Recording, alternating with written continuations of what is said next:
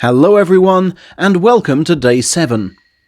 I wasn't there in person, but I can still show you some other footage to help tell the story. Firstly, great news for bow twirler Shohoryu.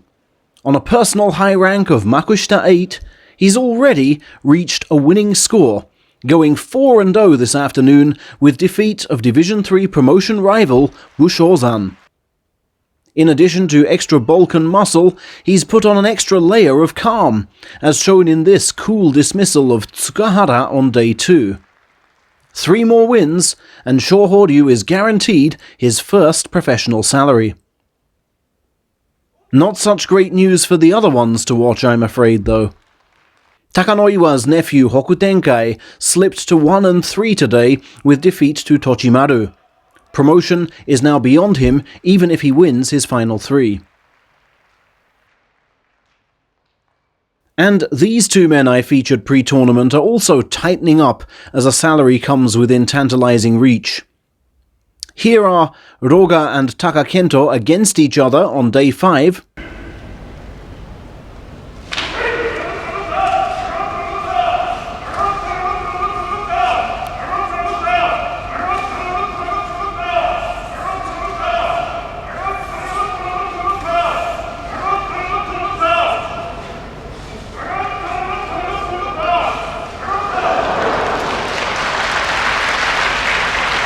Roga looked pretty assured there, but he fell again today. Takakento won his match, but, like Roga, is only 2-2. In Division 2, everyone is raving about Tsurugisho, who won a 7th straight bout today with a deft leg trip of Azumaryu. To hook that leg around while he's resisting a throw shows how athletic he is for a guy of 190 kilos. Said NHK pundit Otoayama. You may recall that he won this division in July 2019. A useful experience to call upon, no doubt, in the closing days. I will now go over the reaction to today's Division 1 bouts. If you haven't yet seen them, please feel free to pause, find a way of doing so, and come back when you're ready. Uniquely shaped AKISEYAMA was defending his surprise lead against streetwise Mongolian Ichinojo. Pre-match, NHK pundit Mainomi remarked, "You'd think with that weight distribution, he'd fall over far more often." And AKISEYAMA duly did just that, his balance upset with a commanding catch and thrust of his right elbow. "He's too heavy to shift in a belt battle, so I wanted to thrust him away. But it didn't work out," said a modest AKISEYAMA. The first 6 days were a bit of a fluke, to be honest. Second-placed Meisei's similar plan to engage Endo in a thrusting match ended in a failed parry and pull, and thus a 2nd straight defeat.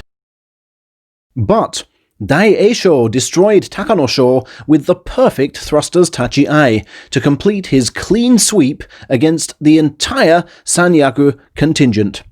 7 men of Komusubi and above faced this week, 7 wins gained.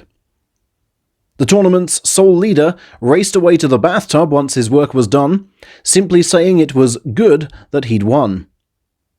TAKANOSHO, meanwhile, was seen shaking his head violently and bemoaning how useless he was. In the ring, he honestly looked as if caught in a jet blast.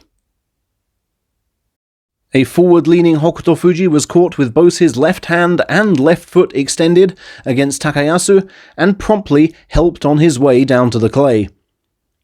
"I put too much power into my shoulder, causing imbalance between my upper and lower body," was Hokuto Fuji's assessment. "I'll try to correct that." Teruno Fuji claimed he'd expected MITAKEUM to get both arms inside and focused relentlessly on a firm outside left as a result. A vicious outside right soon finished the job, Mitake hopelessly unable to thrust the bigger man away. "Once he gets the belt like that, you know he's home and dry," said NHK pundit Kabutoyama.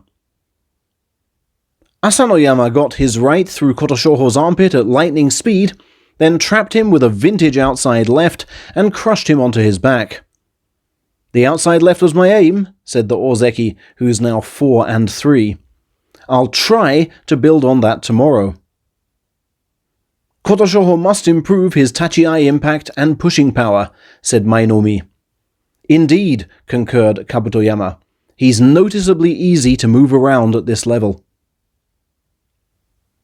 Having no problems with his tachi-ai, which seems almost back to September levels now, is Shodai, who refused to be rattled by Onosho's hard charge, went in with the chest as he so often does, slipped his right inside and then pushed to victory from the left.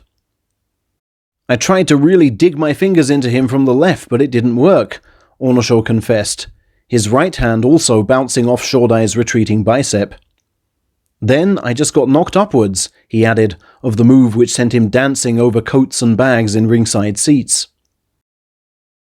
Finally, Takakento took an almighty forearm shot on the way in to Tochinoshin's chest, but sent the Georgian over the rope with 2 shots either side of a well-timed feint. Asked whether he feared a sidestep akin to last September, the beleaguered Ozeki replied, "I was completely focused on my sumo style, nothing else." He's now 2-5. I look forward to joining him and the rest of the wrestlers in the Kokugikan tomorrow for more bout video coverage.